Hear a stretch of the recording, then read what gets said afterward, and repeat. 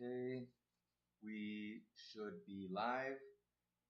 Good afternoon or buenas, even though I'm seeing the countdown timer over here still, but that's probably because I had it loaded up before. So let me see if it shows up now. Yeah, okay, we're good over here. So, welcome back. Hi, everyone.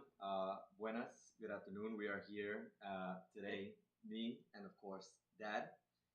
We're here to talk a little bit about the energy crisis. We'll give anyone who wants to join some time to join us on stream, of course, because I know this was kind of unexpected, even though I did leave a post in my community tab where I mentioned that I would probably do a live stream this weekend. I wasn't sure if it was going to be possible. I wasn't sure at what time, but definitely was able to do it. Uh, so we'll be talking about that a little bit. We'll go into a little bit of the details of the energy crisis in Ecuador and also talking about why the energy crisis might not end or what exactly is happening behind the scenes. Talk maybe a little bit about the situation now with Colombia giving us power. That's obviously giving us hope.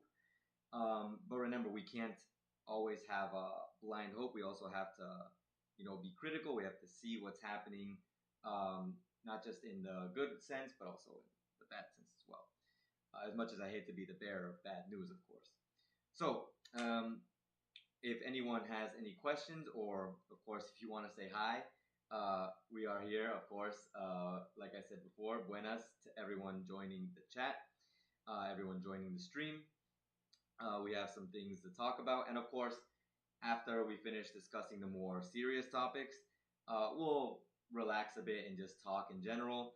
I don't know if we're going to have more time because I think today the power goes out at 3. So we probably have about an hour and a half. I'm hoping to end the stream before the stream ends itself. That's just the way things are right now. You've got to fight the outages. Also, we have one mic today because the other mic for some reason isn't working. I thought it was a charging issue, but it's not. I kept trying to turn it on, and it wouldn't turn on. So we apologize if it's not the best experience. We'll be doing the shared mic experience. I actually forgot, and I had left it there. I'm just so used to having it on here. But yeah, we have a lot of things to talk about. By the way, as an extra, even though she's not here, yesterday was Mom's birthday. So happy birthday to Mom. I will say that beforehand. Um, we have some things planned for later this week. But like I said, I'll probably talk about that after we talk about the more serious things. If anyone has any questions, consider this to be a sort of Q&A as well. You're free to ask questions if you have any, and we will be answering them to the best of our abilities. So yeah, let's begin. So what topic would you like to start with? How would you like to begin discussing the energy crisis?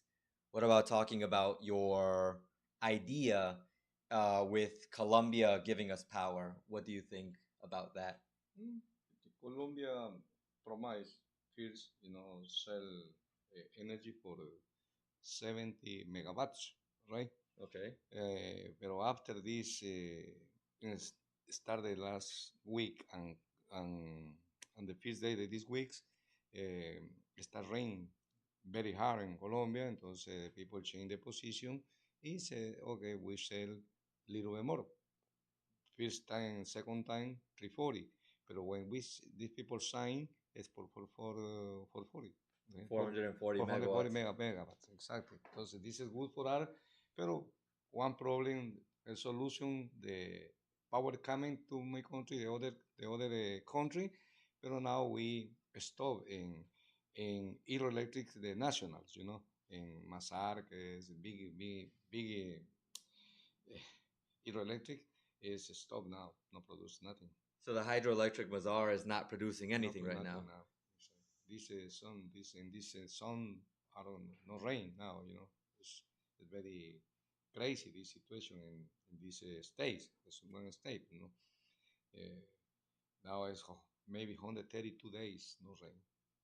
132 days without rain in Mazar. Mazar, exacto. O sea, en Azuay es de state, provincia, ¿no? Provincia. The province. Yeah, entonces this is very hard for art, in this country, porque this in this state have three hydroelectric because y no producing nothing. So we have three and they're not producing anything right now. Right. So, but we have to, there has to be maintenance done to the hydroelectric plants, right? Mantenimiento. No. Oh, yeah, right, exactly. Now people start cleaning out the rivers, sacar las palizadas, limpiar hasta They have to clean it. Hasta que empiece a llover nuevamente y hasta que coja el nivel nuevamente, porque estábamos con un déficit de casi 14 metros de diferencia hasta que vuelva a coger el nivel para que empiecen a producir. So basically they have to clean it out, and in the process of them cleaning it out, of course we're going to be getting, well, we're hoping for it to rain and for it to fill up, and in the process of cleaning it out, it'll get better little by little. So it's just pretty much a process. Ryan, hello. Culturally, is Ecuador generally friendly with Colombia or not so much? Is Ecuador friendly? ¿Son amigables o se llevan bien con Colombia? Before the last president, we have a good relations. Before now, the last president. Colombian president is now the other politic, Entonces, other politician. Yeah, entonces now is very broke the relations. You remember for the problem de Jorge Glass, the Mexico problem. Mexican problem. Entonces, people se hizo al bando de México y quiso. So they sided with Mexico and castiga al Ecuador. And that pretty much they punished Ecuador. But right now the punishment with the power, they're giving us power. Yeah, pero the power no la vende el gobierno, la vende la empresa privada. So the private companies from Colombia are selling Ecuador power. Exactly, yes. Yeah. But the government no. Okay. Esa empresa privada empezó a vender a Ecuador la energía. This is part of the repercussions I talked about when the Mexican embassy was invaded. We didn't know what would happen, of course. Like concretely, we didn't know what would happen. But now that we're going through situations like a drought and such, we can see that these consequences are showing themselves in the form of the government itself not wanting to support our government, our country in the situation. Luckily, private companies, they support us, but it's more like por dinero que lo hacen. They're not doing it because, oh, we love Ecuador. Lo hacen porque exactly. It's money. Yeah, el megavatio tiene un costo diferenciado dependiendo a la hora que te lo venden. Si te lo venden en la hora pico, vale más que en la madrugada. Yeah, okay. So depending on the hour that the power is being sold at, like when it's being used, it's worth more or less. Like obviously, if you sell power at, midnight or during the morning, like the dawn, like it's not worth as much as the power in the afternoon when there's a rush hour, when there's more things happening. That's when obviously it's worth a lot more. So basically the relationship, I guess you could say, like if I, like as a normal person, like Ecuadorian living here, like if I met a Colombian person, I wouldn't have a problem with them.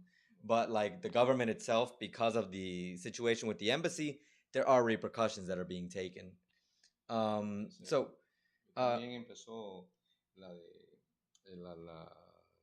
hidroeléctrica del Oriente, empezaron a producir porque empezó a llover Coca-Cola Sinclair, que se llama, empezó a producir más megavatios. Estaba produciendo 400, ahora está en 550. Se tiene proyectado que de aquí a hoy día y mañana produzcan los 1100 megavatios, que la capacidad máxima es 1500. Okay, so between today or tomorrow, we're hoping that Coca Sinclair, like in this time that's coming up, Coca-Cola produces enough power, like he's saying, gradually going up from like 400, 500, and hopefully reaching 1,000, because there's actually been rain in that section, which is great.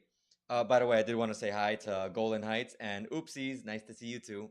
Well, nice to see you in the chat. Nosotros necesitamos 5,000 megavatios. We need 5,000 megawatts. Now disponemos de 2,400, 2,500, por eso los cortes de luces siguen programados a 8 horas por día. All right. So we have so far for now like 2,400, 2,500. That's why there's been a slight reduction in the outages. Before we were having like 12 hours, and of course the worst was when we had 14 hours. Oof. But now we're down to around 8, and it's not as bad. It's still bad, of course. Like there's no way to say that this is good, but it's a lot better than 14 hours.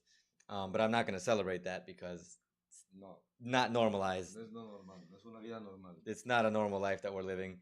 My dad was just telling me before we started this stream that he prepared some breaded meat, carne apanada, and he told me I have to make it, of course, and I have to make it not because it's not in the fridge, like it's in the fridge, but if the power goes out, and since it goes out for about 4 or 5 hours straight, once it comes back, the quality of the meat starts to degrade. Like little by little, the fact that there's no power and it's not being well preserved is gonna affect it. And if we leave it for another day, then it could, go bad, and we don't want that. Exactly.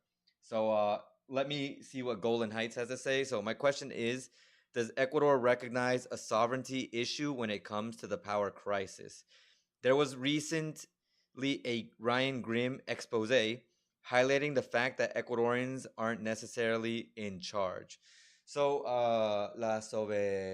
soberanidad, La soberanía de Ecuador. la soberanía, está preguntando acerca si hay un problema reconociendo la soberanía de Ecuador cuando se trata de esta crisis energética. Hay una persona que se llama Ryan Grimm que hizo una expose, tipo exposición, resaltando el hecho de que ecuatorianos no son los que necesariamente están, digamos que al mando de esta situación. No entiendo la pregunta. Could you rephrase the question? Because even I'm kind of like confused. Let me try to explain it the way that I understand it. La manera que yo lo entiendo, o sea, claro, mi comprensión de esta pregunta es que con esta crisis y la manera que se maneja quizás, o la manera que recibimos todo, o sea, no pareciera que depende de nosotros nada, o sea, como Exacto, que no dependemos de nosotros. Pero, Porque Ecuador, en la época, volvamos atrás, ¿ok?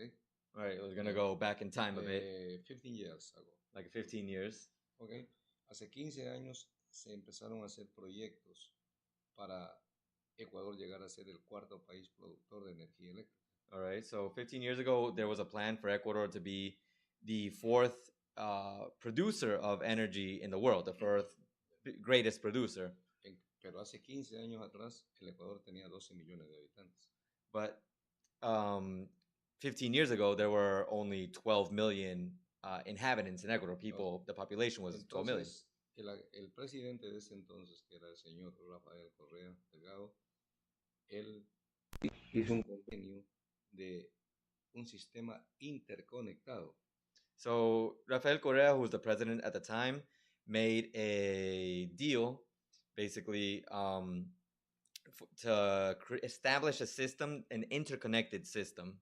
Como Ecuador tenía un excedente de energía eléctrica producida, Se tenía demasiado. claro, So since Ecuador had, an abundance of energy, entonces él firmaron un convenio con Ecuador, con Colombia y Perú.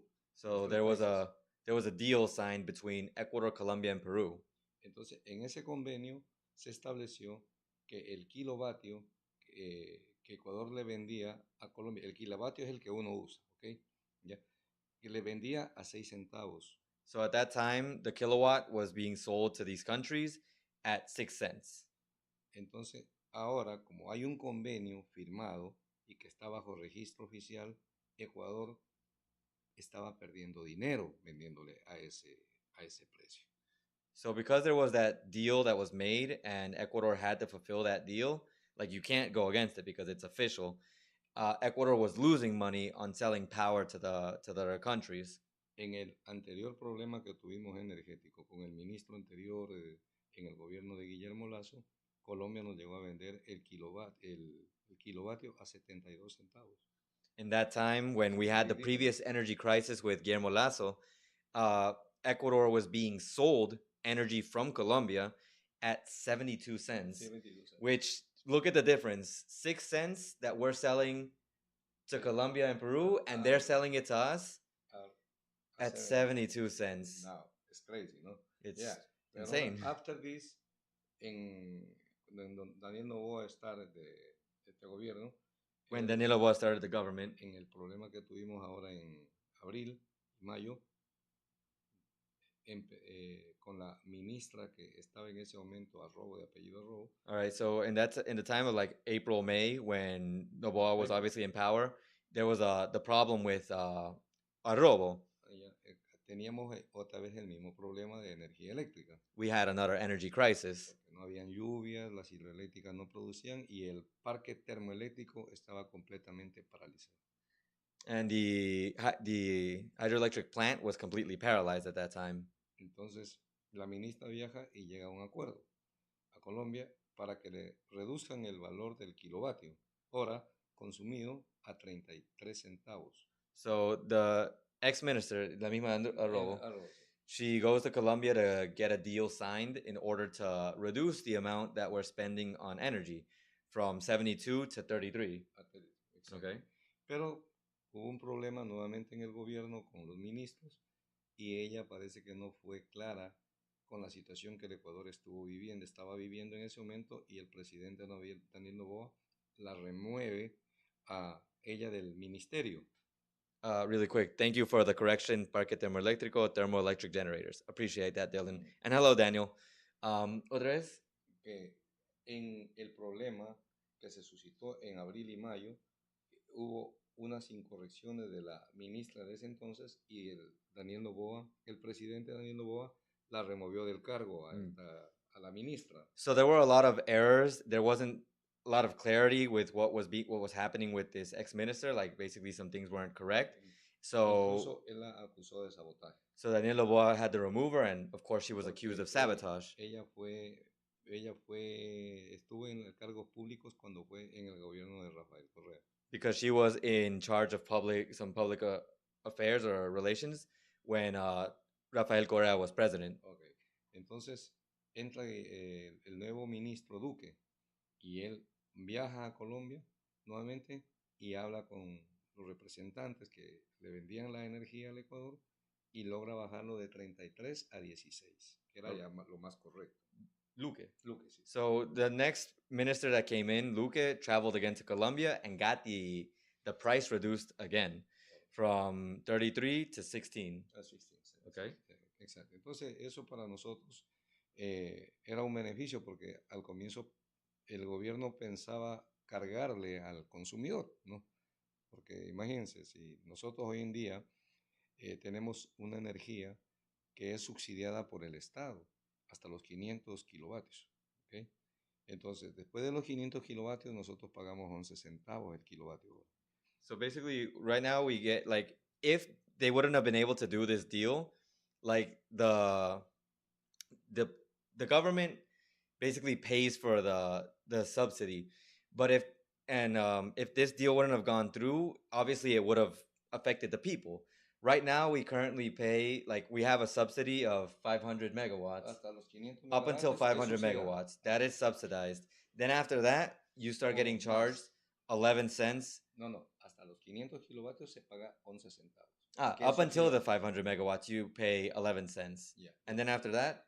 Después de los 500 hasta los 1000 kilovatios se paga 17 centavos. Then you start paying 17 cents. Yeah. Y pasado los 1000 kilovatios, se paga 22 centavos. And if you surpass 1,000, then you start paying 17 cents. No, de los 500. 22 cents. 22 cents. 22 cents. Okay. Después de los 1000. All right. By the way, hello Monia and hello Octanian. Yeah. Entonces, eso hace que nosotros no tengamos una estabilidad en una planilla electrónica. Ejemplo, el mes de septiembre nosotros consumimos 800 kilovatios y pagué una planilla de $137. Hasta ahí, hasta septiembre todo iba correcto. En el mes de agosto, que se pague en septiembre. En septiembre que empezaron los cortes, no tuvimos 8 días luz. Entonces, no consumimos 8 por 12, 96 horas. ¿Okay? Entonces, esas 96 horas se reflejaron en la planilla de consumo, de los cuales me bajaron a mí $20. ¿Ya? Entonces mi planilla dijo, bueno, hasta ahí todo estaba correcto. Pero al siguiente mes, en octubre, tuvimos 30 días que el mínimo corte era 12 horas. Entonces, entre todos los cortes que yo he sumado de ese mes vigente, yo pagué, perdón, la planilla fue emitida más alta de lo que fue el mes anterior. Y no hay una explicación, no hay una explicación lógica, porque se supone que yo no consumí 340 horas luz, ¿ya? Y la planilla tenía que haberme bajado siquiera $70, de los cuales no está reflejado. Okay, so that just said a lot. So I'm gonna summarize it basically because I know the situation because he told me about it the other day, and I'm actually hoping to make probably a separate video covering that topic. Um, but basically, we had power outages, of course, and from in August, the plan that had to be paid in August September was normal, like understandably what the amount that we had to pay for. Then September going into October, it was still normal. That's the value that Tuvieron 96 like horas que no consumimos. there was a little bit like 96 hours no tuvimos energía. 96 hours without power. No, pero el consumo fue igual similar. Bajó. It went down. All right, so it went down. Bajó $20, $22 la planilla. It went down around $22. But then when this month came by, and last month we had a whole bunch more power outages because all of October was 12 hours and above power outages. That was the month. Hasta tuvimos los 14, pues. 340 horas. We had the 14-hour power outages. En total fueron 340 horas. So it's like 340 hours in total without power. But our electric bill came out the same this month as it was last month. An increment, el valor de And it actually went up apparently. Yo pensaba que me iba a bajar $70 siquiera, y no, me subió más bien. So he thought it was going to go down like at least $70 because, of course, there was a lot less consumption. But instead of going down, it went slightly up. Y no hay explicación lógica, ya fui a hacer el reclamo. And there's no logical explanation. And what's worse is the process that they try to make you go through because he kind of explained it to me. It's like you say that this happened, you go to the, what do you call that? You sue? Central. I wouldn't say that you sue, but like basically you sue. And you have to say, oh, this happened, and you have to wait for the process to resolve itself. Pretty much. Entonces, eso hace que uno no crea a veces en las ofertas de los gobiernos. Pero no es culpa del presidente, sino de la burocracia que administran estas compañías. So basically, you start to lose faith in the government, but it's more the bureaucratic process that's really making this, like making things be like this. But yeah, that's the situation. I also see that Dylan said, bueno, en español incluso, Novoa dijo que tenía plan, no ha hecho nada aparte que dar dinero a empresas fantasmas. Eso dice Dylan. Golan, I paid 13 cents in the US. Wow. Wow. O sea, nosotros estamos pagando más que en Estados Unidos. Es que allá es un valor unificado. Acá no, aquí varía de acuerdo al consumo. So here it depends on how much you consume. Daniel, is this energy crisis throughout all of Ecuador? Yes, of course. In some places, maybe it'll be a little bit less if you're in a zone that has like something that is like a priority, like if you're close to a hospital, you might not feel it as much, but you still feel it. Even if you checked out fire stations and stuff like that. But if you check Luis of Ecuador's video, because recently Luis of Ecuador made a video, he lives close to a prison apparently, and even they lost power recently, and they weren't losing power before. So he had to actually go around the country, and like not around the country, around the Cuenca, in order to do his work. El gobierno está trabajando ahorita en un parque termoeléctrico que van a producir más o menos 2.300 megavatios. El nuevo parque termoeléctrico, para no tener problemas, ya no ser dependiente solamente de la naturaleza. So with the new thermoelectric park that the government is working on, we're hoping that that's going to help resolve the situation a little bit. I'm also seeing that Golan says that the price went up. It's not power you are paying for. Agreed. I mean, it makes no sense. That's something that I'm going to talk about. That video is probably going to be like, this is ridiculous, because this is actually ridiculous, in my opinion. So yeah. Moving on. projections, because we got a question not I got a question not too long ago in a comment from Pedro. I don't know if Pedro is here. Pedro, if you are, hello. If not, if you ever see this, then hola, buenas.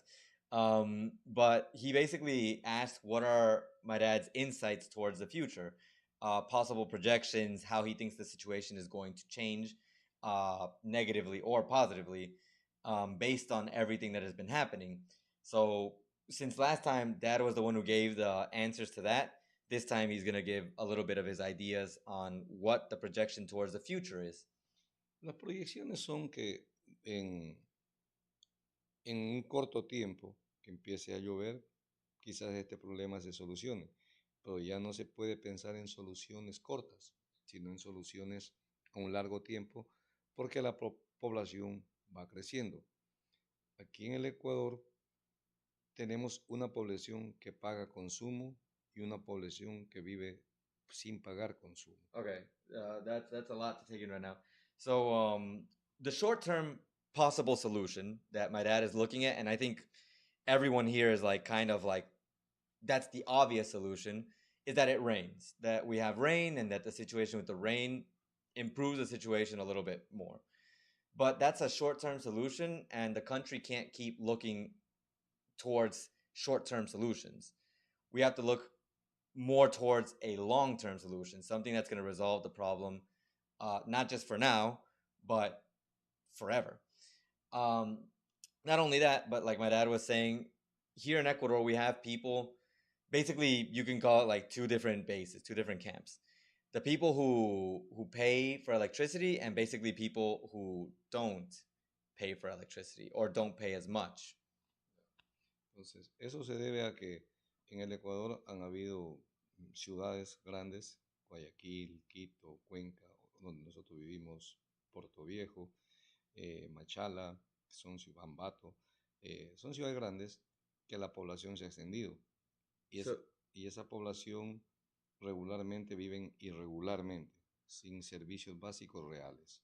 Okay, so basically, part of the problem, or part of the reason why this happens, why there's this kind of mix of people who pay and don't pay, is because as Ecuador, as you know, Ecuador has big cities like the ones that my dad mentioned, and some of those big cities, they've been expanding. The population has obviously grown, and in light of that growth of population, there hasn't been, you could say, an adequate plan to organize things with that population.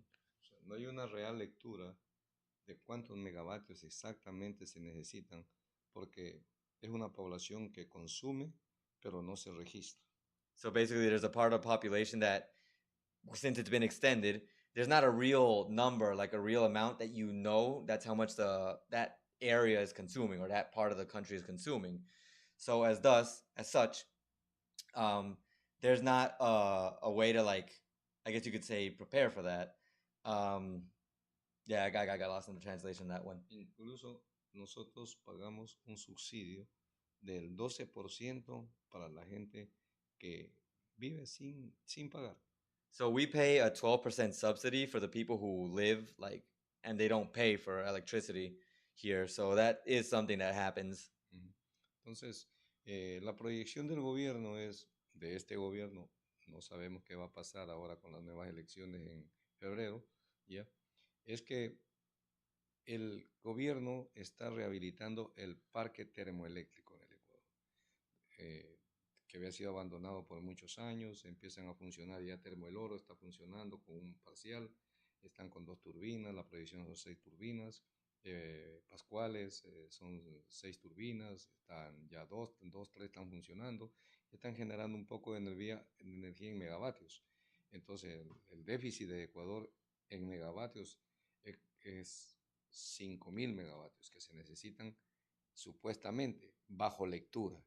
Ahora, ¿cuánta gente vive que no se registra fuera de la lectura? Pues entonces, por eso no hay un real valor de cuántos megavatios se necesitan aquí en el Ecuador.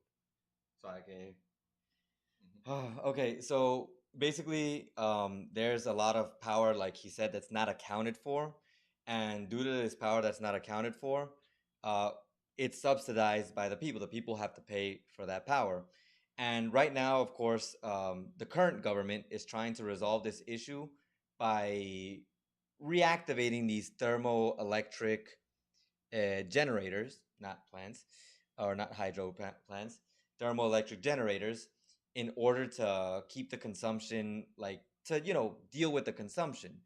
And there's a supposed amount, like we said earlier, there's 5,000 megawatts of power that supposedly Ecuador needs.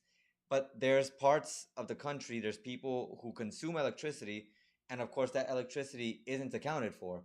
So 5,000 is just the supposed number based on the people who are registered and based on the people who actually, who are actually paying for their light, for their electricity.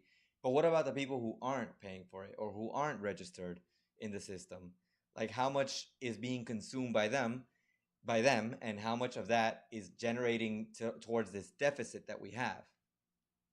Aquí en el Ecuador tenemos un salario básico de 470 es ahorita, $470. So we have the minimum wage, which is $470. Okay, entonces la gente dice, ¿yo por qué tengo que pagar energía si mi salario no me alcanza? So there are people who say, why do I have to pay for energy if the amount that I earn isn't enough? Si yo soy pobre. If I'm poor, since I'm poor. Exacto. Entonces por eso mucha gente se ve obligada supuestamente a robar energía, ¿no? So that's why there are people who find themselves obligated to steal power. Y ellos son los primeros que salen a protestar cuando se va la luz. And they're like the first people who go out to protest when there's no power, which is ironic. Porque el que tiene posibilidades soluciona y el que no tiene posibilidades pues se queda sin luz, así de simple. The person who has the possibility to resolve the issue, they resolve it, and the person who doesn't, well, they don't. Exacto. Entonces de aquí en adelante nos ha tocado a cada quien ingeniárselas para sobrevivir sin luz, para trabajar sin luz. Y hoy en día hay una éxtasis por comprar generadores, pero todo ocasiona un gasto, una contaminación y una dependencia. Entonces, el gasto es porque se invierte en gasolina, se invierte en generador, la contaminación por todo lado que uno pasa, el ruido y el smog. Yeah. So basically right now we've all had to, everyone who works, like everyone has a business, they've all had to find a way to resolve this crisis. There's even been, like, you could call it a boom of people buying generators in order to resolve the crisis because that's what they need to do.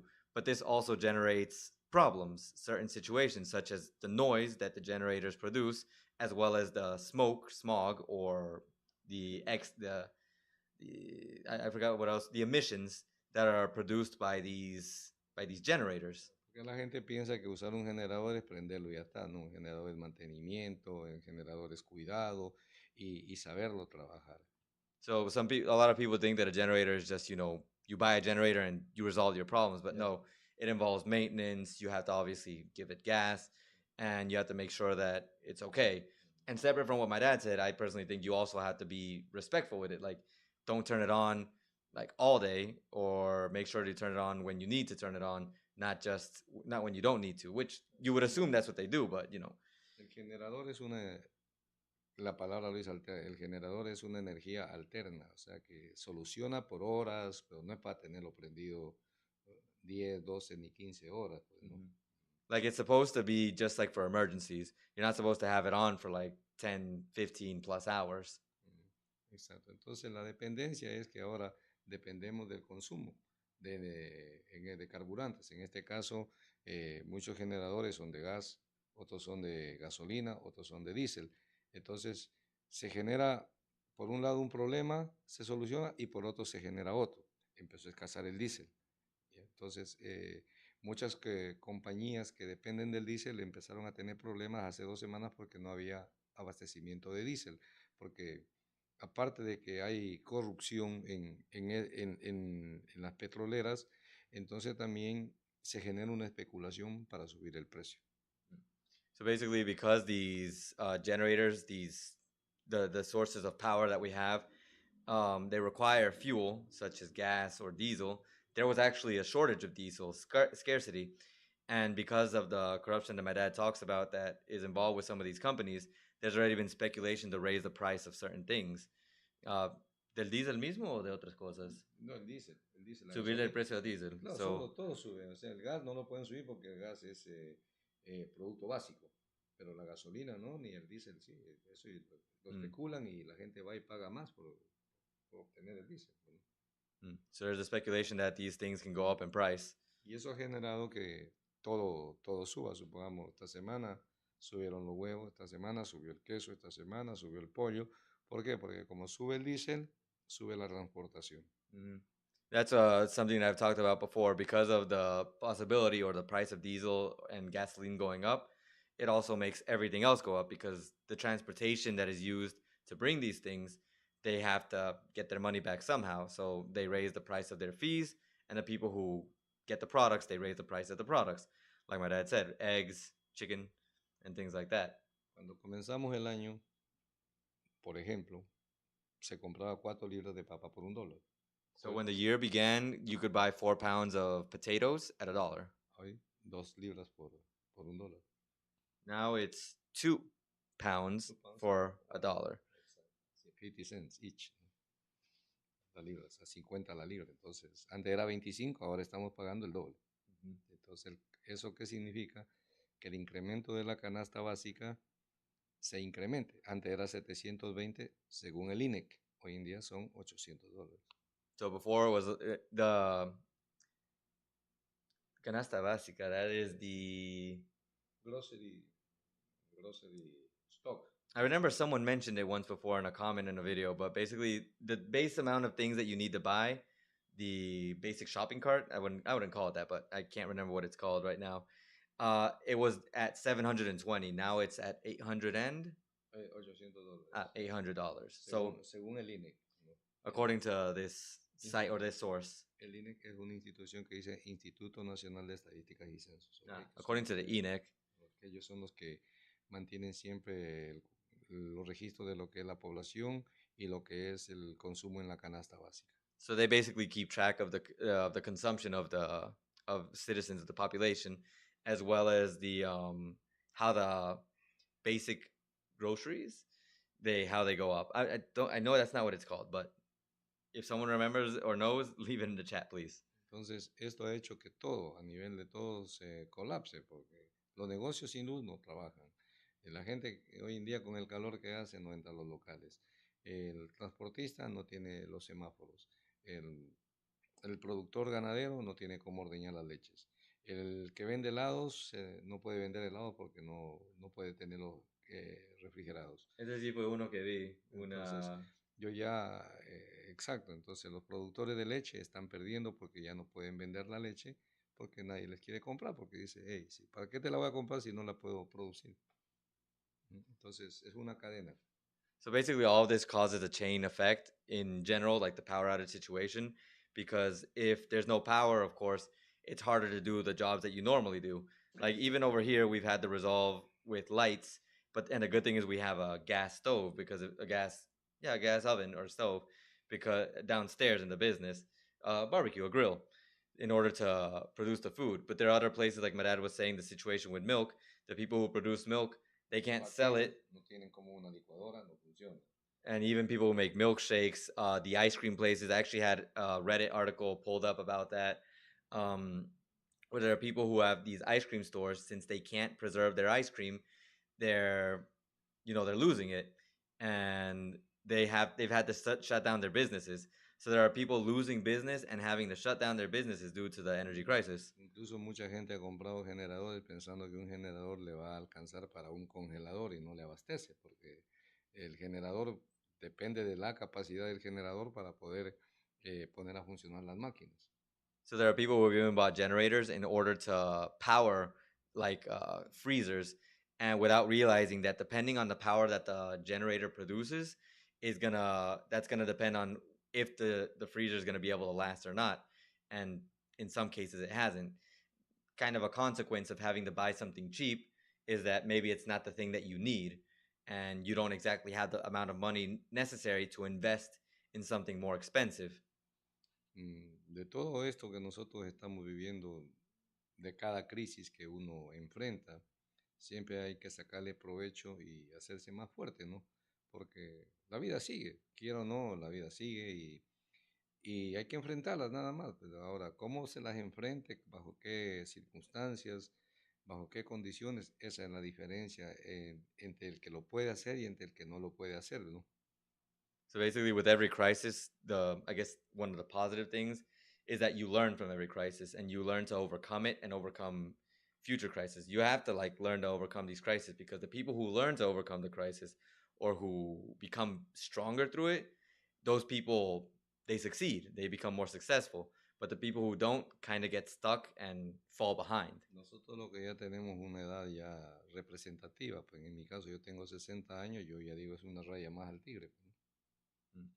So, well, that's just basically my dad talking about how age, like he's just used to it. It's just another stripe to the tiger. Exacto. Pasado en mi vida, desde los 8 años, la primera crisis que tuvimos nosotros, la dictadura militar, tuvimos 2 guerras con el Perú, pasé 2 terremotos, el terremoto de México, el de Nicaragua, pasamos la crisis financiera en los Estados Unidos, pasamos los huracanes, 4 huracanes en los Estados Unidos, de regreso al Ecuador, otro terremoto en el 2016, una pandemia, entonces toda crisis se supera. Basically, just a list of all the different types of crises that he's gone through, and this is just another one that we have to get through. It's just a part of the process. Entonces, lo único que es sacarle provecho a cada circunstancia que se le va presentando en la vida y hacerse más fuerte, nada más.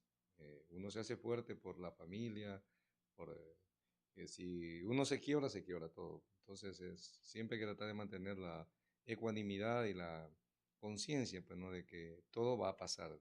Todos son procesos, yo digo, no se quedan nunca en un proceso estacionario, sino evolutivo. De esto estamos aprendiendo. ¿Por qué? Porque cuando se puso todos los recursos en una sola fuente, estamos pagando las consecuencias hoy en día de eso. So basically, no process ever stays the same, and you always learn from these processes. And like he's saying now, like we're learning in this situation that leaving all your eggs in one basket, putting everything in one place, doesn't work. That's why you have to diversify. It's funny that I always hear that about diversification when it comes to your funds, when it comes to money. Entonces, hoy en día, el actual presidente está pensando en soluciones, pues eso es lo que le toca, solucionar. Mucha gente está inconforme y se entiende por las molestias que ocasiona este problema, pero eso le tocó vivir a él. Él no lo dejó, él no lo empezó este problema. Este problema viene de una década, desde el año 2013. O sea, estamos hablando de hace 11 años atrás viene este problema. So basically, a lot of people obviously because of how much this sucks. It's the easy way to is a vulgar way to put this kind of. Of course, they're unhappy. Like people complain, people aren't good with the situation, and who would be? Like you're losing power every day. It's messing with your business. It's messing with your life. So this is just a problem that our current government, our current president has to deal with. But it's not a problem that he began. It's a problem that he basically inherited, and he's trying his best to resolve it. It's obviously going slowly, but you can't expect to change. And I always say this: you can't expect to change something that's been happening for 10 plus years in 1 year or one day. That's not the way things work. En 2 meses, 3 meses, ¿no? Es imposible. Primero por los recursos, lo que cuesta habilitar un sistema, el solamente rentar una barcaza, ¿cuánto cuesta? 110 millones de dólares por el contrato fue por 2 años. Entonces, no son cosas que se solucionan de un día para el otro, sino es un proceso porque todo se convierte en político, porque todo lo que está haciendo un dignatario, o en este caso el presidente, todo es mal visto por la asamblea, que hoy en día es una asamblea que para nosotros, la mayoría de los ecuatorianos, no tiene ningún sentido que exista, porque no tiene más de un 4% de aprobación. So a lot of the problems that we have, and especially a situation like this, eventually becomes political because, like he was saying, we have the Senate, we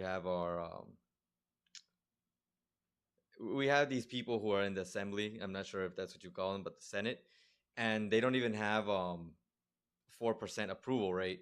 They're just people who are there for like no reason. We always say that like they get salaries that we can only dream of, and they're making money like basically doing nothing. Exacto. No genera una ley. Viven solamente en juicios políticos, interpelando a exministros. De eso no se saca provecho nada. Y están ahí sentados ganando $4,000 mensuales. Oh my god. So yeah, they're basically just always caught up in these political situations, and they're just there earning $4,000 doing what seems to be nothing. Exacto, por nada. Y llevándose partidas presupuestarias, haciendo convenios para sacar provecho y tratando de acomodar su futuro, pues no el futuro del pueblo, ¿no? Sino el futuro de ellos. So they're always trying to just make deals. They're always trying to basically set themselves up for the future, for their future, not for the country's future, but for their future. Some of the comments I wanted to look at also here. From Daniel, I also heard that about a national blackout in Cuba and that flights couldn't come into the country. Does that relate to this? Habla de la situación de un apagón nacional en Cuba. Sí, pero de Cuba fue porque... Y si de alguna forma se relaciona con lo de acá. No, porque la de Cuba Cuba tuvo dos efectos. La hidroeléctrica que tenía Cuba, que es la que más producía energía, colapsó, se rompió. So the hydroelectric plant that Cuba had, it collapsed, it broke. Bueno, porque era una hidroeléctrica muy vieja. Because it was really old. No le dieron mantenimiento y después les cayó un huracán. Entonces eso agravó más el problema. So they had that situation, and they also had like a hurricane hit. So that just made the situation worse. Eso fue lo que ocasionó el apagón, que no fue de horas, fue semanas. Sí, dicen que fue bastante. Sí, So yeah, it was like a long time that they had the outages over in Cuba. But no, it had nothing to do with us. Uno entiende a la gente, porque si aquí con 12 horas estamos llorando, imagínense ya.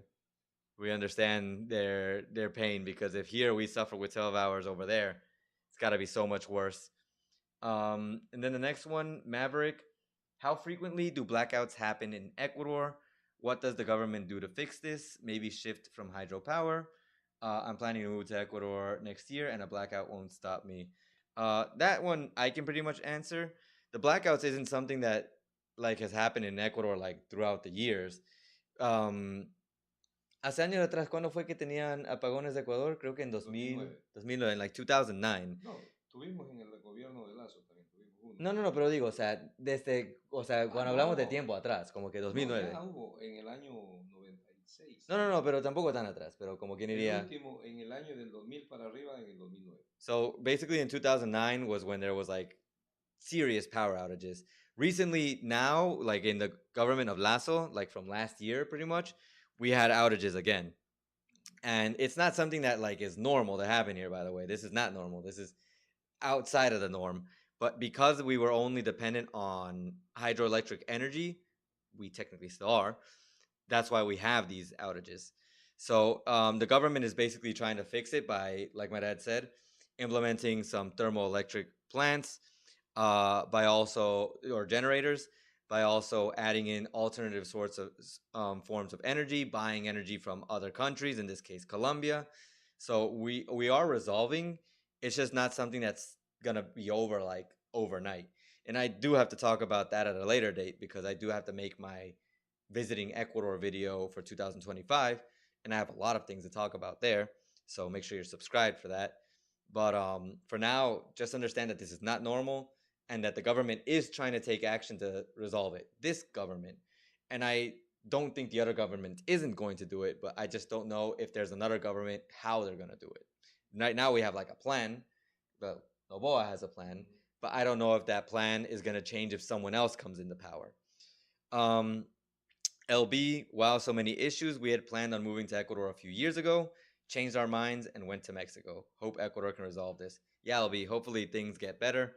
Honestly, I think no one expected something like this to happen. Well, no one who wasn't working in the in electricity, because sí hubieron reportes que habían personas quienes estaban trabajando o sea, que trabajan con lo que es electricidad, que ellos sabían desde hace tiempo que esto iba a pasar. Like, there were people who worked with this, they knew. en el año 2019, cuando Lenín Moreno era el presidente, ya hubo una proyección. So there was a projection that this would happen in 2019 when there was the government of Ya- Lenin Moreno. ya- People were already like speculating that this would happen.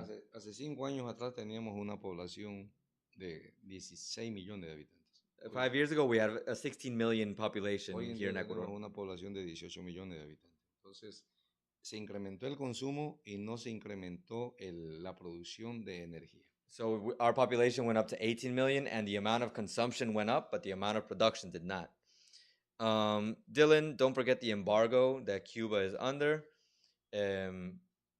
Cuba tiene un embargo. Claro, tiene un embargo, tiene restricciones económicas por lo que el problema que tuvo pues, con Estados Unidos cuando tumbaron al gobierno de Batista. O sea, del año 50, ¿no? Es un problema muy largo que no se ha podido resolver hasta el día de hoy porque manejan dos políticas diferentes. If anyone here is from Cuba, then I'm sorry for the problems you're having. You definitely, political problems, you definitely have it much worse. Howard Randall, hello. How's it going? Any talk of introducing solar power in Ecuador? Energía solar. ¿Algún propuesta? El costo. ¿Pero alguna propuesta que se ha hecho O o no? sea, hay unos proyectos que se pueden realizar, There are projects that can be done. pero ¿quién es el que quiere invertir? Hoy en día lo más factible sería que ya no esté todo en manos del gobierno, sino sea que el gobierno lanzó un plan ahorita de que ciertas compañías pueden producir hasta 120 megavatios para venderle al Estado. Entonces van a generarse hoy en día competencias al Estado, así como las compañías de celulares que tiene Claro, Movistar, CNT. Entonces ya van a haber compañías que van a empezar a producir su propia energía y uno puede elegir a quién le compra. Si le compro al Estado o le compro, por decir, a no tengo idea, PGA, por decir un nombre, que van a asomar varias compañías que van a empezar a producir. Y dentro de esos van a ver las energías solar, la eólica, ya la termoeléctrica y la hidroeléctrica que hoy va a seguir siendo regida por el Estado, ¿no? So basically, Ya hay una apertura, ya se firmó eso. So first, in regards to solar power, because of the cost, it's kind of difficult to implement. It's a lot more expensive to implement solar power. We investigated this once on the channel, how much like if you wanted to privately add your own solar power. And separate from what my dad said, I actually heard a coworker talking about how there have been some like seminars of people talking about implementing solar power in their if like people can privately buy solar power, like they can set up solar power in their homes. It's like an investment of like tens of thousands of dollars to do so. But it's something that if you had your house, you could do. Of course, you have to know who to contact to do this. But my dad's saying that right now, what the government is trying to do is they're adding the possibility for the power to not just be controlled by the government, by the state, but to also give it to the hands of private companies in order for you to have the choice between buying from the state, from the government, basically sticking with hydroelectric power, or buying from different companies that might generate power from thermoelectric generators, from solar generators. Maybe there's a plant that they get their power from solar energy, wind power. So there's going to be what the government is trying to establish is for there to be alternative sources of energy that aren't controlled by the government by, as Juancho is saying, privatization, by making these energy sources private. By the way, hello, Juancho. So there is the possibility of implementing solar power. Like you could do it privately. I don't know what the process would be because I didn't go to those seminars. But like I said, a coworker who did go to one of these seminars, they told him about the situation, like what it would cost him to implement that in his house, around like $20,000, I think it was. But that's if you have that kind of money, which most people don't. And then the alternative is that there's private companies that start selling power to the people, so that way you don't depend on buying power from the government itself, which could be expensive if it's monopolized because they choose how much they sell it to you at, and it could go out at any moment. And you're like, okay, I'm tired of hydroelectric energy because I don't want my power to go out if it doesn't rain. So I'm gonna buy from, like my dad said, private company PJB or PCB or whatever you want to call it, and they sell you solar power. So since there's always sun, they're always going to have power, so you prefer to buy it from them, even if it's a little bit more expensive. So you get more options, and as well, this is something that I learned from technology, from the cell phone space. When there's competition, it's the only person who benefits from competition is the consumer, because the companies have to sell you a better product. If the only option that you have here is hydroelectric, then I mean, what choice do you have? But if aside from hydroelectric, you have wind turbines or wind power, you have solar energy, and it's not all controlled by the government, then maybe you can choose to buy a different source of power. It can be cheaper, maybe it'll be more expensive, and you'll have a, and you might pay, and you basically choose what you want, and that way you don't have to worry about, like, oh, I never have to worry about the rain because I'm using solar energy. Or someone else, they're like, no, we're working with wind because the area I live in has amazing wind. So we have these wind turbines, these windmills. I don't even know if you would call it windmill, that produces power that works for us. Um, and Howard, again, it's a big investment individually or countrywide. Yes, definitely is. And Juan just says, hello. Hello. De aquí en adelante todos tenemos que ya las compañías nuevas que vayan a generar nuevos proyectos para dar un servicio no van a tener que ser ya más hidroeléctricas porque el calentamiento global no va a permitir sostenerlo.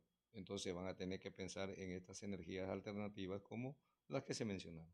That's a good point. Due to the situation with global the global warming, the crisis with the environment, of course, you can't project towards having hydroelectric plants anymore. Like, not just that, like, definitely here, like, not just that. Like, you have to have different sources of energy in order to produce power, because if not, we're gonna get stuck in the same situation that we had before. Howard says some states in the U.S., New Jersey, for instance, have strong solar component for their states. Uh, that's why sometimes I really enjoy the idea of the states, because it seems like everything is just so much more organized.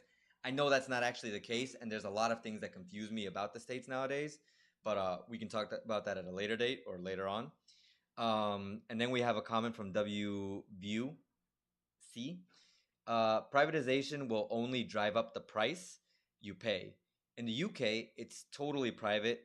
The rate per kilowatt hour is 25 pence, which is 30 cents. In United Kingdom, que parece que son 30 centavos por claro, kilovatio por hora. Porque en esos lugares el costo de vida es más alto. In those places, well, yeah, that is true. And that in places like the UK, the cost of living is also a lot more expensive. Que en Estados Unidos no es energía hidroeléctrica, no es energía eólica, solar, sino es energía nuclear. Entonces cambia completamente.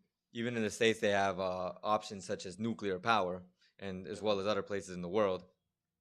Al Cubo tiene un comentario aquí igual. Oyendo el live stream, pero quería decir que el gobierno está tratando de hacer acuerdos con Ecopetrol Colombia para instalar gasductos en Ecuador.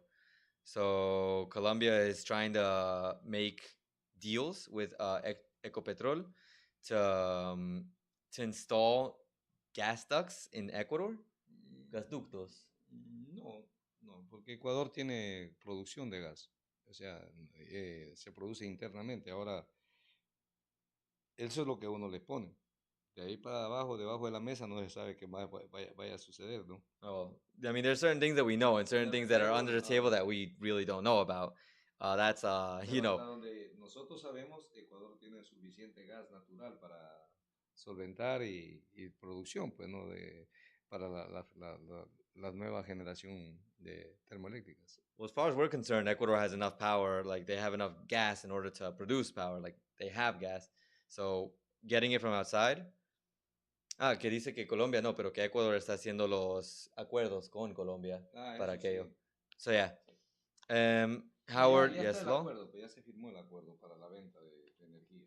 Yeah, that's already been signed. I think we talked about that a little bit earlier. Well, about the treaty that was signed to get the power from them. 440 megavatios se firmó el acuerdo. The 440 megawatts.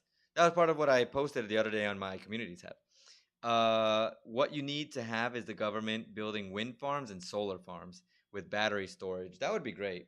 Ahí propone la idea de que lo que deberían hacer es construir, como quien diría, granjas de energía de viento, eólica creo que dice, Eólica.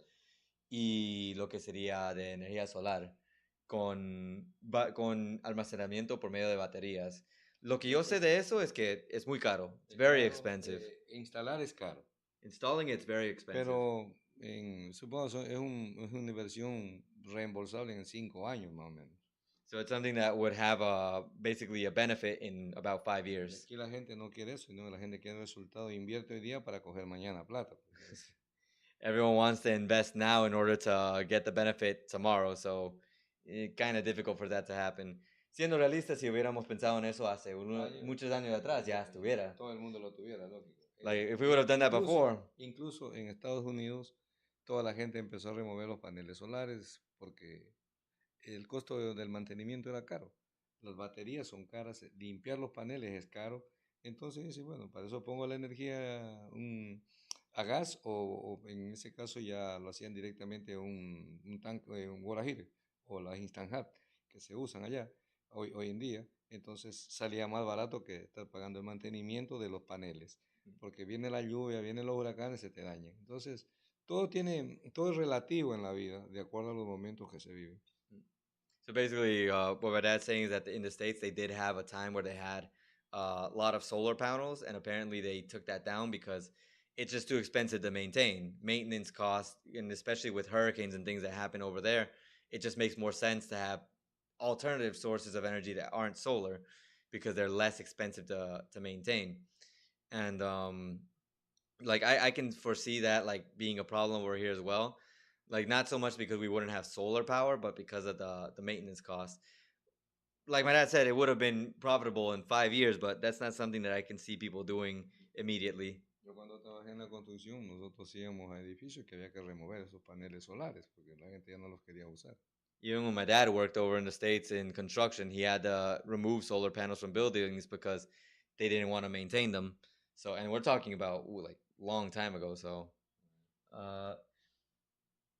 al cubo el intercambio va a ser mutuo porque ellos dan electricidad y el Ecuador da el gas y también recibe gasolina.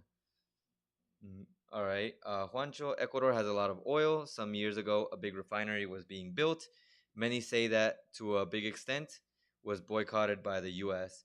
Hablando de la refinería grande que estaba siendo construido hace años atrás, muchos dicen que nunca se construyó. Los Estados Unidos como que estaba en desacuerdo con eso. Claro. Like it never really got constructed. Lo que sí se hizo fue el área, pero después se dio cuenta que no funcionaba hacer así. No es que no se dio cuenta. No, pero que no funcionaba hacerlo ahí. No es porque no funcionaba. La inversión era muy grande y murió Chávez. El que financiaba ese proyecto era Hugo Chávez, el presidente de Venezuela. Para lo que era aquí y la refinería del Pacífico, claro. So the person who was apparently paying for that at that time was the president of Venezuela, who passed away, and that's why it never got completed. No había uno que estaba haciendo, no, ese no es el que estaba haciendo Correa. En el gobierno de Correa, pero la financió Hugo Chávez. Hugo Chávez was the one paying for it in the government of Correa. En total, el gobierno ecuatoriano metió 1.500 millones de dólares. So the Ecuadorian government put $150 million. Y el gobierno venezolanos metieron 1.500 millones de dólares. O sea, ahí se vacilaron 3.000 millones de dólares. Que para nada, solamente para hacer un terreno plano, nada más.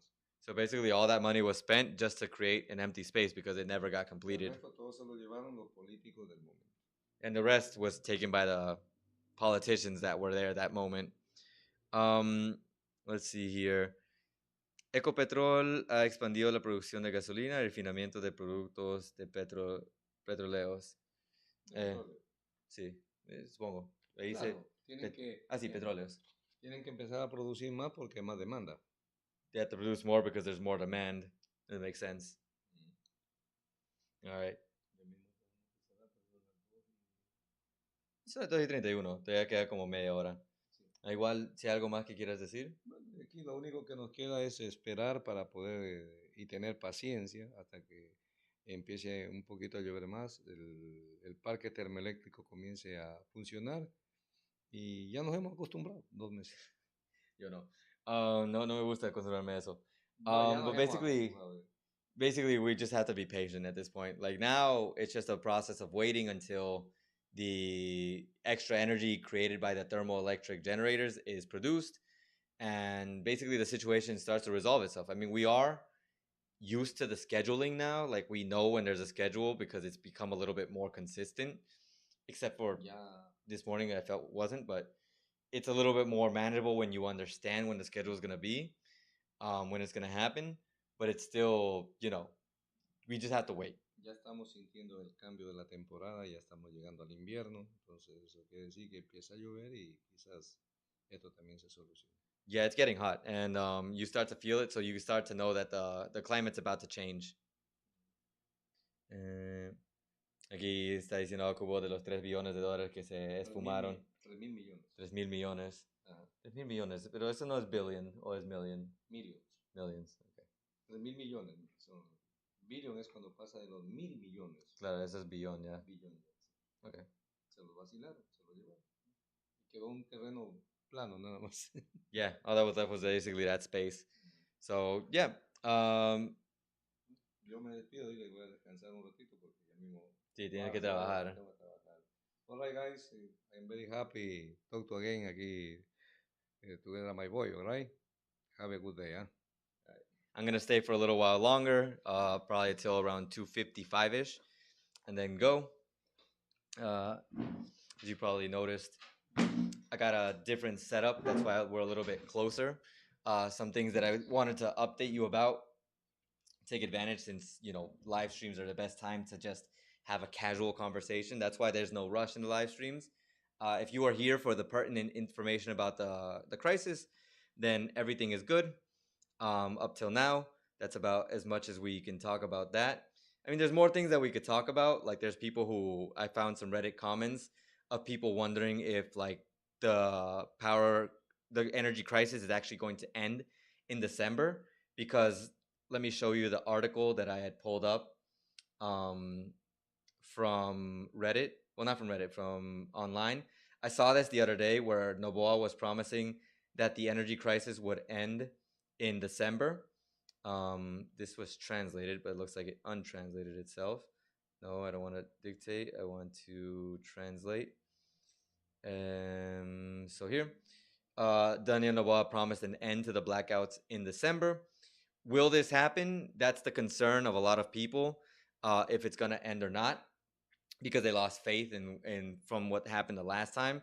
It's going to be, like I said, this is all going to be a big part of my video that I'm going to make soon, because we're almost done with November. I'm waiting for November to end and to see what happens, because I can't, if I say now that yes, Noboa promised December it's going to end and then it doesn't end, this is going to end up like my Ecuador PSA, where we were told that the blackouts were going to be reduced and then they weren't reduced, and then I was like stuck with an egg on my face, like, oh, they didn't reduce, what do we do now? But I did say that was what was promised by Noboa. It's like, it's not realistic because of the things that he promised. And it was funny how right after he promised that, it did go down to 8 hours and then it went up to 14. So instead of being reduced, it actually went up. So that was terrible. But yeah, leaving that to the side, that was what I wanted to show you in regards to that. Go back to the just chatting scene. Aside from that, I did want to just, sit down and talk about some things that we've been things that we've been doing, typical work as usual, trying to stay alive, trying to survive. Like my dad said, basically, we just have to get through this. We've gotten used to the schedules because they've actually been a little bit more consistent and they're informed a little bit better than they were before. Thank goodness. It's still a pain. I'm not going to normalize this. That's why the video that I have linked in this live stream is the do not romanticize the crisis, because you can't normalize this crisis. We just have to obviously deal with it for now. Hopefully that situation changes soon. Let's see. I will read some of the comments before talking a little bit more about things here at home and things here in my life. Thank you from Howard. Gracias from Mona. Mona Lisa. Al Cubo, muchas gracias por la charla. Adiós a tu papá. Juancho, the worst option is to abandon the project. It would be hugely beneficial to finish the refinery. The problem is that powerful states are not interested in its completion. I wouldn't be able to confirm that or unconfirm that because I wouldn't be surprised. Nothing surprises me anymore in regards to that refinery. You hear different things. Like I was trying to tell my dad, one of the main things that I heard is that it wasn't completed because apparently the area where it was constructed wasn't an appropriate area to construct in. Similarly to what happened with Coca-Cola Sinclair and what people talk about a lot is that it was constructed basically forced construction because the sediments from the river, the Coca River, damaged that hydroelectric plant. So it works and everyone is happy that it works. Like I'm not a Korea hater, like in the sense that I'm not gonna be like, oh, because Korea made it, it sucks. No, that conversation is a whole different video that I have to make. But my problem is why construct something in such a poor location? Like if you were gonna spend money on something, like even if there was corruption involved, like maybe you were taking money, why not construct it in a place where it was gonna work? Was it constructed poorly and in a poor location in order for it to need maintenance? I don't know. And in order to take more money, I don't know. But the fact of the matter is that that is the actual situation of where it's constructed. And there's not much we can do about it now because it's already constructed. And thankfully, in some way, it has been helping us through this crisis and in general, sustaining the power in Ecuador. So it's not a bad thing. But with the refinery, I'm just not sure like what's going to happen with that empty area, that empty plot of land next. Juancho, adiós al señor, mucho respeto. Al Cuba, it is easier to blame the United States, but in reality, there's corruption in Venezuela, Ecuador, and in Korea. It's the corruption in Venezuela, Ecuador, and Korea. There's corruption everywhere, to be honest. It's hard for me to go against the idea that just Ecuador is corrupt. That like I that's what I feel as someone living here, and of course on this channel, since the main focus is Ecuador, like I have to talk about the corruption here, and I have to specify how bad it is for us. But I know that the world is full of corruption and situations that just don't really make sense, and it's unfortunate because if corruption were to halt in Ecuador, like everyone always talks about how beautiful and how amazing Ecuador is. And of course, even in terms of economically, like you coming here and things being cheap, like it is amazing. But with so much corruption, it's just hard for me to always have have these rose-colored glasses and feel like Ecuador is like the best place ever. It's amazing, but because of everything that I see and we live through, like I can't just say that, oh, come to Ecuador, like it's an amazing country. I can't. But yeah, so now that I read the comments, I did want to talk about some things. This chair and right here there's a table are two things that I recently bought for the room. I had been promising a chair for forever, but was waiting for a deal and got a good deal on this chair. It's not the best chair ever, and I do feel like I could have gotten something better. But I'm happy with having a chair that like can change up a little bit of the scene that we have here whenever I record a video. The table gives me a flat surface because behind this table, where I always live stream, is actually a bed. I think I've mentioned it a few times before. I have to find something that equals the size of that bed in order to remove the bed and put something else there. This table is just for now to be able to have like as a supplementary table, because I'm hoping to get a bigger desktop or desk or something that just like works more to be able to put my things there and work normally. For now, this is what I have because this is what I had money to work with. Recently, I got some help from someone. I won't mention their name unless I get permission from them to mention their name, of course, but I do have someone who is a friend of the channel who actually helped us with this energy crisis. And we were able to buy some things that I will be showing in a future video. And that's how we resolved the crisis so far. and we're just waiting for one more component, to be honest. Like, we do have the things that make it work. There's just one component to make it keep working that we're waiting for, and my brother just confirmed that it's coming in hopefully this Monday. I say hopefully, it's confirmed it's coming in on Monday, but hopefully in the sense that if the day is too busy, I might not be able to pick it up on Monday. I don't know if it's going to get delivered here, but we're just missing one component. And aside from that, this month has just been one of those busy and difficult months, because, and more expensive than normal months. Aside from buying the table, the chair, and the things for the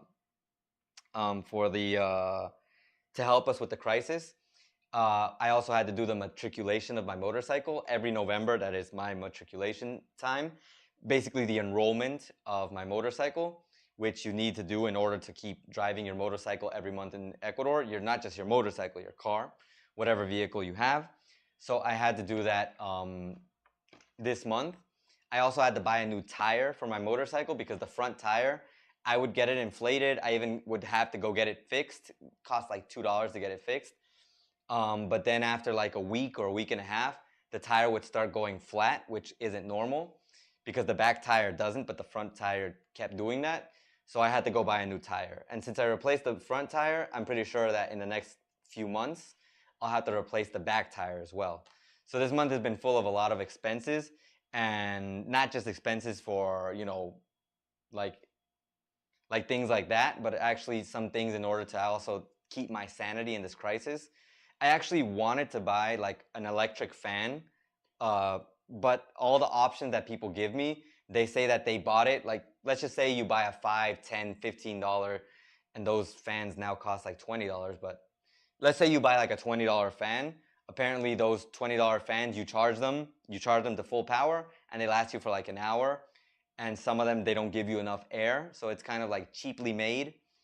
And I'm hoping that maybe next month, if I have a little bit more funds, I might buy like a good fan, because I've seen one on Amazon. It's expensive. It's like $100, but it's a fan that comes with the fan. It comes with lights. You can connect things to it in order to charge your appliances. So it just feels like a good investment for a crisis like this. I'm not saying that the crisis is going to last longer than December, because I don't even know that just yet. And that's why I'm waiting until December to see what happens, see if anything changes. But I do want to be prepared with something that's worth it, because I'm tired of buying things that just resolve the moment. That's kind of part of my frustration with this chair. But I'm happy with it because it's going to work for my videos. But I'm sad because I know eventually I'm going to have to get a new one. But it's okay. When the situation gets better, we can start making better investments and we can start doing more things. That's why I'm also planning on doing a series of videos. I'm going to have to talk about some negative things first, but I do have a video in the wings. I have this one video that I made with my friends. It was really fun to make, and I made it mainly because I wanted to do something special with them. I wanted to do something that was different from talking about the crisis. And I wanted to help a product that I was like, it was pretty interesting. So I'm hoping that to release that video sometime this week. I'm not sure if I'll do my "This is ridiculous" video, because I have to talk about what's ridiculous to me right now. Or if I might just do this other video, because there's a message to Ecuadorians that I do want to talk about. I have to see what I want to do first. As the owner of the channel, I have to see what direction is correct.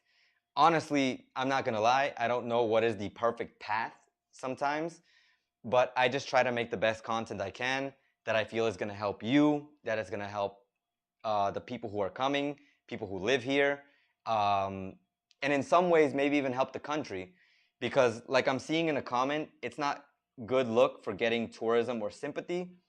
Honestly, it sucks that tourism is taking a hit, but like one of the comments said, I prefer to be honest about the situation in Ecuador, because you gain nothing from this honesty. We might get like a short surge of tourism if I'm dishonest. Like if I say, hey, visit Ecuador because everything's perfect, maybe 5 people will come to the country. But if those 5 people take something negative from the country, they're like, ew, there's power outages, there's the smell of diesel in the air, the noise is horrible, then what was the point of lying to these people? Because they're going to go back to their country and they're going to tell everyone Ace is a liar. Ace said that everything was good, but it's not. There's this. I would rather tell you what the truth of the situation is, so that when you make your decision to come, you're completely informed. I can't, of course, tell you every single inch of Ecuador what the situation is like. I could say that in the Amazon you can go, because what do you need power for in the Amazon? But like for everything else, it's like I can't be there 100% of the time. I can gather the information and give you the best summarized information, so that when you come, you're like, okay, I know what to look out for the most part. And if it's better than that, then excellent. If it's worse than that, then, well, the situation might have changed. That's all I can really say, because I try to give as much information, the negative parts, so that you're prepared and you don't get like in this really terrible situation when you come here. Let's see, Commucom International. There's a small fan sold on Amazon that's USB powered, only about 5 inches in diameter, but performs as good as a big fan and consumes nearly no power. Runs for 20 hours in a row. $5. Wow, that is an amazing fan. You might want to, like, if you can send me an email with the link to that fan, please. I would really love to see it. I was planning on buying one that, like I said, it's a big looking fan. I saw a review. It's really nice. It's really powerful. You just plop it, gives you the air, and it has different speeds, so you don't even need to use like the full power. Like if you don't want to, I would obviously, because I get hot really fast. And it's like I would rather use like a powerful fan because it has the lights. It even has a way to like charge things. So I thought that was a really good option. It's just expensive. But I always like buying things that I know are going to last me for a long time, instead of buying something cheap that, you're going to use it for like, a few weeks, and then it's not going to work, or it's going to be like suckish. So I'd rather use something that's like really good. But if there's alternatives, hey, please, I appreciate you sending them to me. The thing is, the link won't show up to me. Let me see if I can see it over here, because sometimes it blocks links. So I might have to see if I can unblock it.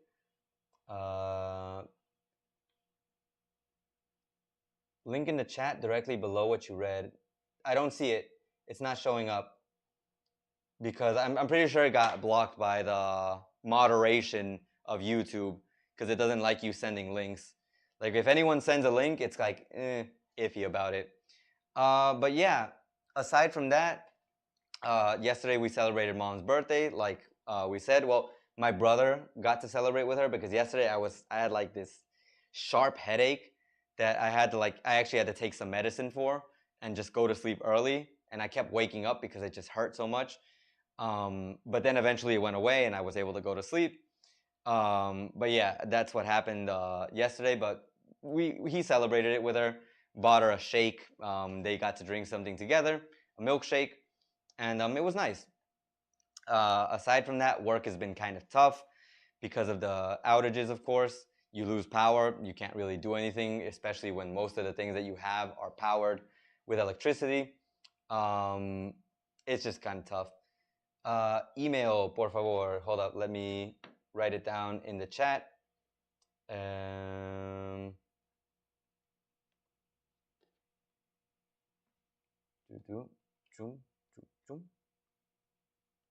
up, I need to change the keyboard.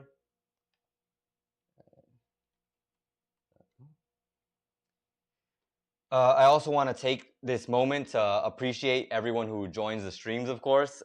You don't have to be here, because I never like obligating people to be here. So I always appreciate you taking the time to be here, and your continued support. For the people who are members of the channel, I'd like to shout you out as always. Thank you for supporting the channel. Honestly, you help make the situation a little bit easier. Members on the channel, members for Buy Me a Coffee, the people who leave a donation, super chat, anything that you do like that helps, it really makes the situation that much better. Because sometimes I'm like budgeting in order to make sure I can buy everything that I need, and sometimes have enough to buy something that maybe I want. And I know obviously you prioritize needs over wants, but you can't live your life just buying the things that you need, because then when you work only buying things that you need, you start to get really stressed and you wish you could buy things that you want. Like if I want to go out and eat something right now, I would say no, I kind of have to save money because I can't waste money on things that I want right now. So I kind of hold back on certain things.